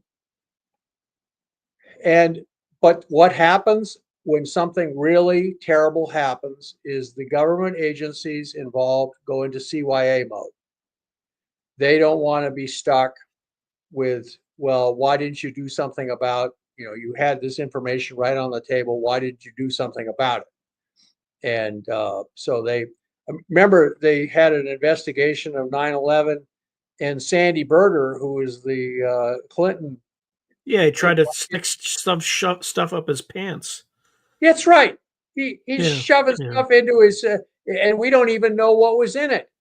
And what we think happened, what the story I heard was that they had it right on the table in front of them 6 months before it happened. Just in the closing days of the Clinton administration, and their reaction was, this is crazy. Nobody would try this. That would be taking over airliners and running them into big buildings. I wouldn't be. Look, I haven't dove into the conspiracy theories about 9/11. Oh, but I honestly wouldn't be surprised if we did it to ourselves. I would be surprised. I wouldn't be shocked at all. Not at all. Not at all. I myself, I think it was just a colossal fuck up. Yeah, could be. I think it was even worse than us doing it.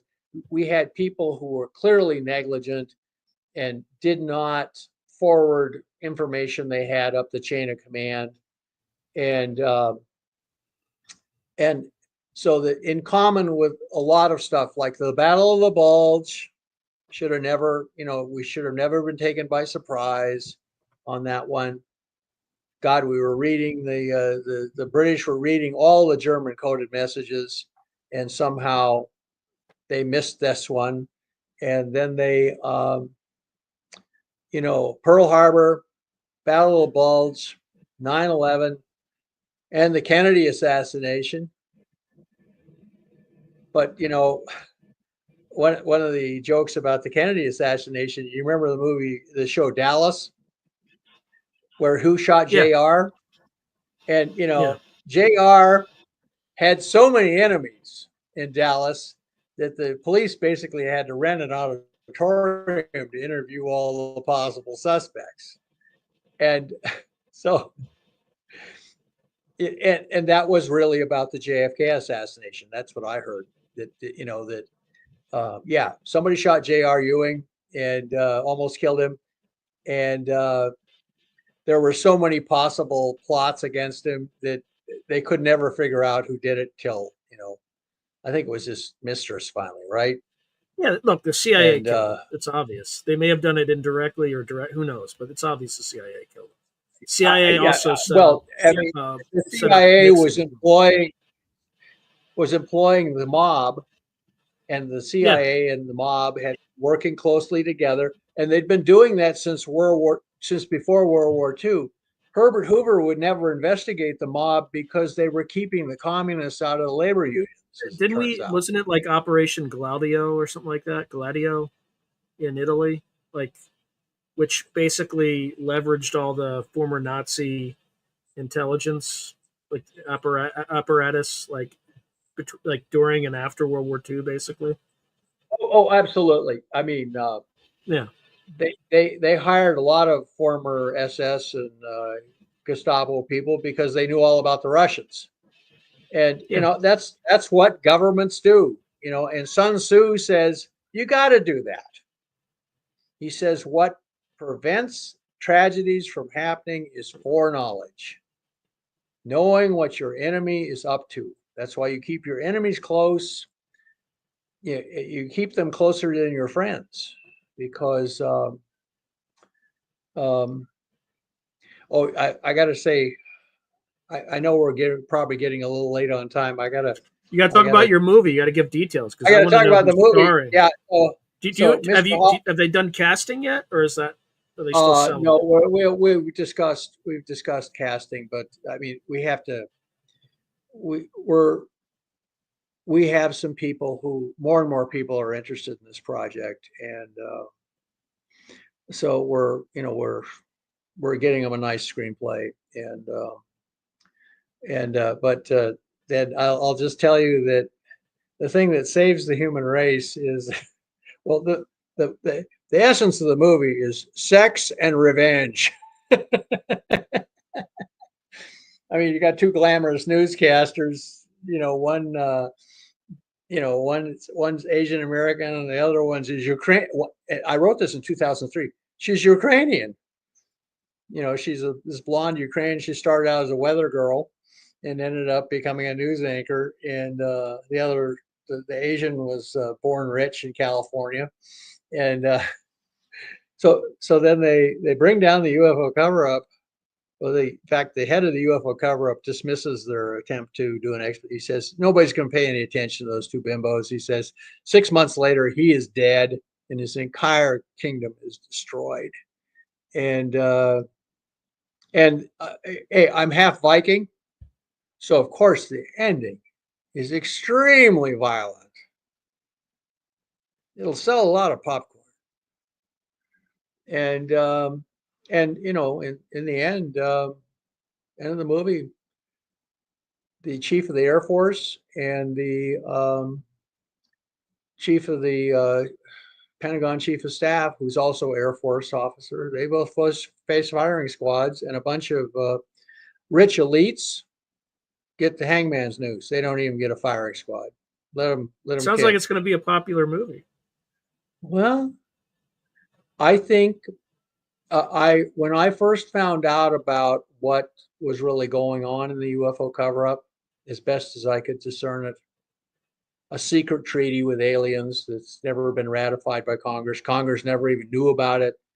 They seem the atmosphere is just pregnant with violence and potential violence because the human race is a bunch of survivors, and we're not squeamish about being very violent when we face existential threat.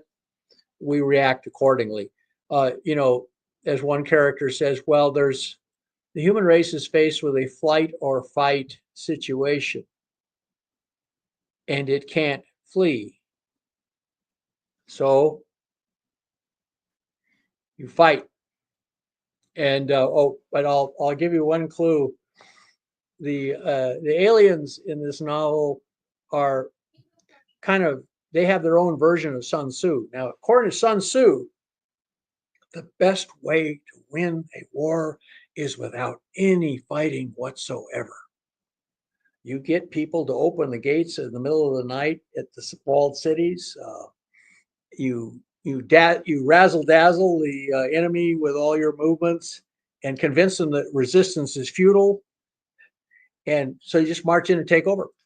And then you take the enemy armies and incorporate them into your own. And that's according to Sun Tzu. So imagine you have a bunch of aliens from outer space who have come to Earth, and that's their plan A. Through stealth and terror, they can take over the Earth from the human race. And they say, and then they have no plan B, as it turns out. They have no plan B. They are not really prepared for a full-out war at Earth, because they're so confident their plan will work that they don't bring a lot of hardware up or troops or a lot of saucers. They just say, well, we just need to fly around over a few capitals and everybody will just do what we tell them to do. So imagine there is Miss Universe, there is Miss America, and there's miscalculation. And imagine that not only is intelligence found elsewhere in the universe, but so is profound stupidity. We know that because it's found on Earth. So, what's at what stage is this film? Well, the novel is written in copyright, and we have a copyrighted screenplay, and we're basically having people look at it, and but people have expressed interest. Okay, so you're in the pitching stage to like production studios. We've gone a little bit beyond the pitch stage at this point. Okay. So but we want to sell a lot of popcorn, and we're already trying to figure out what two gorgeous women can we recruit to be the heroines, and then we have a bunch of rough, tough special forces guys who work for the UFO cover-up, and they are sick and tired of it, and they want the UFO cover-up to end. So their commander says, protect the two women, and they will end the cover-up for us. So that's and then you've got a bunch of cowboys out in a place called Morningstar, Colorado, and their cattle are being mutilated. But they caught a figure out on the range one night at the site of a cow mutilation. And these guys started firing at it with high-powered rifles. And guess what? It ran faster than a jackrabbit. They said, yeah, okay, we don't know what this is, but it doesn't want to get shot. So there. If it bleeds, it can be killed, says Arnie in Predator. So, so what happens finally is, and the novel's been out there for a long time. There's synopsises. There's even a YouTube video called "Morningstar Past the Collapse of the UFO Cover-Up" 3rd edition. That basically it's on YouTube, and you can watch it for free. And it shows what happens when finally a saucer tries to abduct a cow one night from the rangeland, and people are waiting for it. And they have a shoulder-launched Stinger missile, and they bring it down. And then the guard force at the alien mixed human alien base, they roused out all the guard force in black, dressed in black fatigues, and they're in armored personnel carriers, and they go racing to the site of this saucer crash outside their perimeter to try and get the saucer before the news people can show up and see it. But by this time, there are 500 ranchers, all crack shots, digging in the rocks around this crashed saucer. So the troops in black show up, and they're all on drugs. They're taking kind of a sort of a methamphetamine sort of stuff called berserkin from the aliens, and the ranchers say, "Look, we've been deputized by the sheriff of Morningstar County to impound this object for investigation of cattle mutilations and human mutilations that have occurred here. So we can give you, we'll give it back to you when we're done with the trial, the investigation." And the troops in black say, "Disperse, you rabble. This is government property."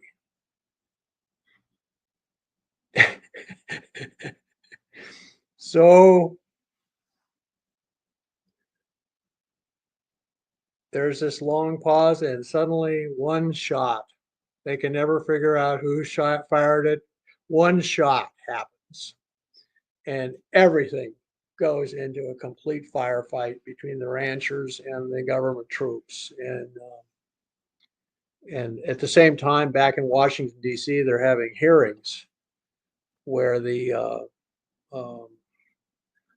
bring out Exhibit A. The Congress brings out Exhibit A under a cover. And they pull off the cover, and it's a dead alien floating in alcohol. And they have the national security advisor, the president, sitting there, and they say to him, "Have you ever talked with anybody like this, or negotiated any kind of treaty with them?" And the national security advisor immediately turns to his lawyer and starts talking to him. And within about an hour, the president declares a state of martial law and emergency. And troops in black begin deploying in Washington, D.C. And the rest you'll have to figure out for yourself. You have to see the movie. I prefer my popcorn in a nice tub, with double butter and nice frosting. Any final words for the audience? Any final words for the audience? This thing is gonna finally end. God is on our side. He's a lot smarter than even the people who, even the AI they have trying to run this thing now and keep all of the ducks in a row. God is smarter. What do you make of the psionic eggs? Do you believe that shit? Excuse my language. Well, look, the human brain runs on electromagnetism. I mean, you could put a bunch of sensors around the human brain, and I don't discount the psychic stuff. The bringing down eggs from space using psychics that's hey, as long as I'm sitting there with a Stinger missile, I say fine. Come on down and pay us a visit. I'm skeptical of those claims, but I think could be real. But I'm skeptical. Well, they just came along at the right moment when all the disinformation kept blowing up and failing to explain the drone. Yes. Stuff. Well, then this stuff comes out. It's like a misdirection. It's just flooding the zone with bullshit.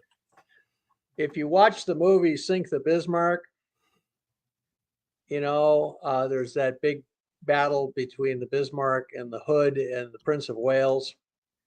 And the Hood blows up, and then the Prince of Wales, which has an untrained crew, basically takes a few hits from the Bismarck. And what does it do? It makes smoke. It retreats and butts and puts out as much smoke as possible so nobody can see it. And that's just what these people are masters at, blowing smoke and retreating behind it. So they have one of the tricks I heard about was they would release information and have a destruct package inside the information. Something like Bob Lazar is, interestingly enough, recruited to go work out at Site 51. He goes out there and works and sees a bunch of stuff. Nothing is really basically explained to him very well. And then they put a gun to his head and say, "You're fired." Take him out and then let him go so he can blab about it. And in the middle of this very interesting discussion of the technology he worked at, and it's just all just descriptions, he mentions that they used this element called element 115. It's Moscovium. Moscovium. They can make this stuff now. You know how long Moscovium lasts? It's like super about short. 1 nanoseconds. So that part of his story is complete malarkey. That doesn't mean all parts are malarkey, though. No, exactly. But what also interesting that he was tied with John Lear, who was an affiliation with the CIA. In addition, yes. what else did Lazar used to do before he worked in this place? Well, it's funny. He was installing cameras. What? He was installing cameras in his brothels to spy on people. Do you think he was just doing that on a lark? He's working for the agency the entire time. Oh, yeah. Well, they had records. He worked at Los Alamos, and but it's funny. All of his records kind of disappeared, so nobody could figure out exactly where he'd gone to school or what he'd done. He was meant to disclose something, but he was also perfect for it because he had so much plausible deniability. It's easy to burn him if. Oh, absolutely. Like I said, he was carrying all sorts of self-destruct packages that could be triggered by radio anytime they wanted to take him down. Oh, really? I didn't know that. Well, I mean, I'm just saying. No, he's still alive. He was basically go out and say a bunch of stuff, and then they could discredit it very easily later, like the element 115. That was the most fascinating part to me, was the element 115. So I checked it out. They'd already made it, and it's so unstable. Well, they made it after he made all these disclosures. Well, right? They had, and by the way, when he made those disclosures, there was a theory that there was perhaps an island of stability where you could have stable nuclei, or at least very long-lived nuclei, up at 115, where they wouldn't, element 110 and 107 would be unstable, but then they would get stable again. But then that turned out not to be true at all. It was very unstable. And do you think it's a coincidence it's called Moscovium? In other words, do you think this story came out and then the Russians raced to synthesize it because they synthesized it first? It was called Moscovium. The Russians love attention. They probably rushed to and said, "Well, we got to give it a good name. Everybody that says Russia, So instead of calling it Svetlana Anium or something like that, or they named it Moscovium, Moscow, and the interesting story I heard was also the Russian Roswell was triggered because is that Vernish? Is that Vernish? No, that came later. Veronish interestingly enough, is just in between the outer defense ring of Moscow for air defense and the inner ring. So it's in the kind of it's kind of sweet spot, the least defended part, of the the Moscow air defense ring during the Cold War.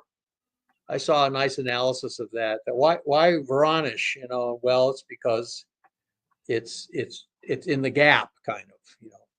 But the story I heard was the United States had all these UFOs, and I think they shot 2 down at Roswell. That's my theory. And but then the Russians, with Joe Stalin in charge, they're seeing all these UFOs, and their assumption was any unknown aircraft flying over the Soviet Union was either British or Russian, or British or American.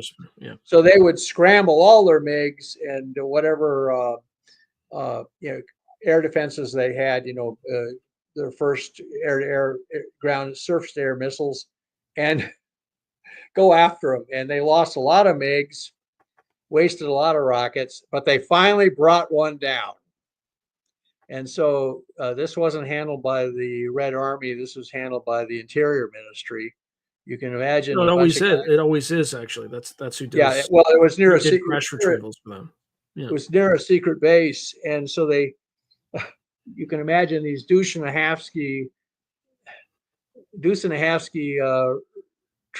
Russian Army Interior Minister trucks rolling up to this crash site with guys with furry hats. They wore uniforms like the regular army, and they get out and they get out some good Russian Krobarskis and pry open the hatch on this thing, and they look inside. Get Amerikansky. These aren't Americans. They were Greys. And then so this was reported back up the chain, and then they said, well, they're probably working for the Americans. For all we know, there's some kind of androids made by the Americans. Who the hell knows? Just shoot them down. So the Russians got a reputation, apparently, amongst the ETs, especially the Greys, that the Russians are very unfriendly. So we're going to try and concentrate all our resources on getting the Americans to climb into bed with us. I mean, it's the Cold War. The Americans recruited people like Papa-Doc Duvalier and Noriega and, real monsters. And so they would not really hesitate to work with aliens from outer space, no matter how much scumbags, even if they were the scum of the galaxy. In fact, the scummier they were, the better, because they figured they were easier to deal with that way. And so it's all going to come out eventually. We're going through a period of a kind of awakening to the cosmos. I wrote a book called Cosmic Awakening. It's on Amazon.com. And I talk about what really happened at Roswell, which I believe was a shoot down by there were 2 UFOs orbiting Roswell, looking for our nuclear. They were trying to assess how many nuclear weapons we had and how big they were. We had 5 of them there. That was the entire nuclear weapons supply of the entire Earth. And we sent, but the 2 ships were bitten by a black widow, which were very common in that area of New Mexico. The Black Widow was a night fighter from World War II, propeller driven, but heavily armed. 420 millimeter cannons, 450 caliber machine guns, and a turret on the top. And so anyway, so that book is available under Brandenburg, Cosmic Awakening. And what we're doing is we're kind of being initiated into the fraternity. It's like we're left high school, we're at the university, and they've decided to recruit us for a fraternity of generally nice people out there. Some of them are really bad, but it's some galactic federation, and so we're being kind of brought up to speed. That's why I believe that they want us to go to Mars and find this stuff. They want us to get up to speed as rapidly as possible. And I believe the future will look like Star Trek when this is all done. But it's a difficult journey. It's like, I remember my first year at college. I was in a dorm full of other young men, and we were all away from home for the first time. So yeah, we partied, and so it's going to be okay. I really believe that with all my heart.